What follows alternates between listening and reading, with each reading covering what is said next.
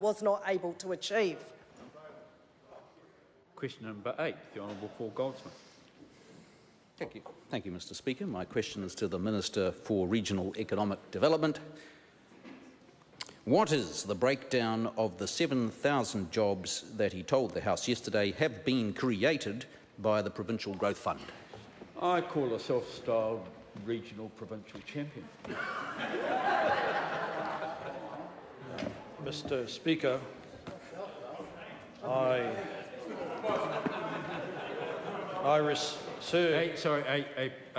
point of order, the Honourable Paul Goldsmith. Well, we should probably stick with our proper names, Mr Speaker. Well, thank you for the Christmas advice. A point of order, the Leader of the Opposition. Earlier in question time, you gave me some, I hope, friendly advice about me sticking to the rules. We'd ask respectfully you do too. Well, thank you for the Christmas advice. Mr Jones. Mr Speaker, in Christmas spirit, greetings. Christmas is based around a baby in the manger. We've heard, obviously, from people who feel they're the dog in the manger.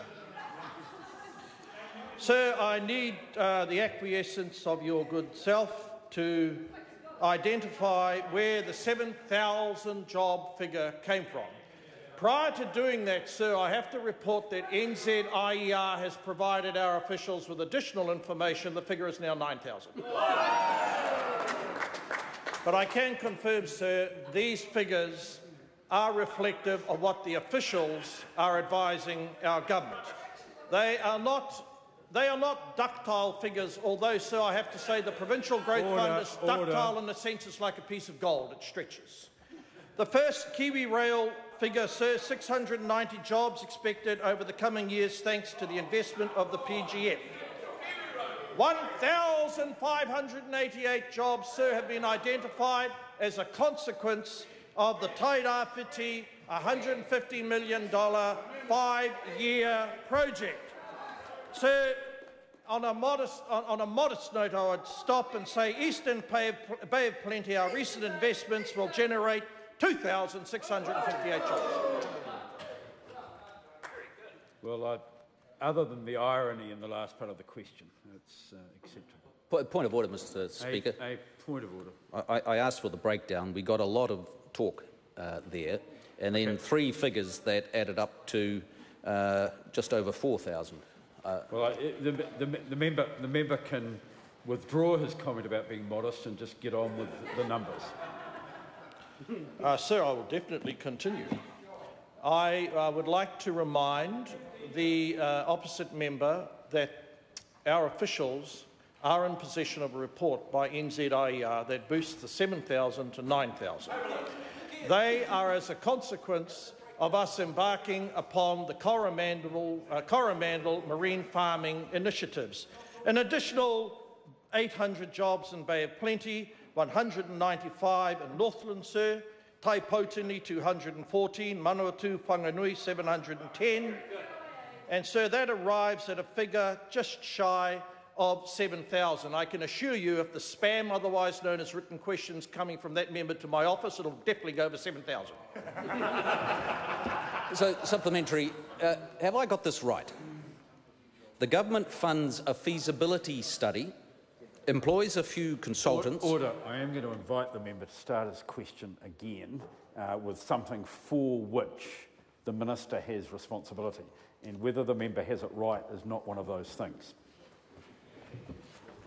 Well, what I'm trying to understand is, if the government funds a feasibility study,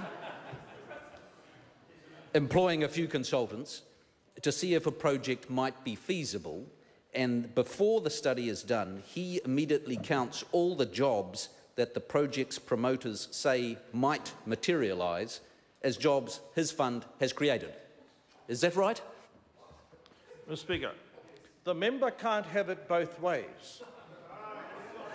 The member cannot complain that the government is departing from robust processes, which at least include viability and feasibility studies, upon which, subject to such studies passing a threshold, the capital flows, the jobs grow and the regions prosper.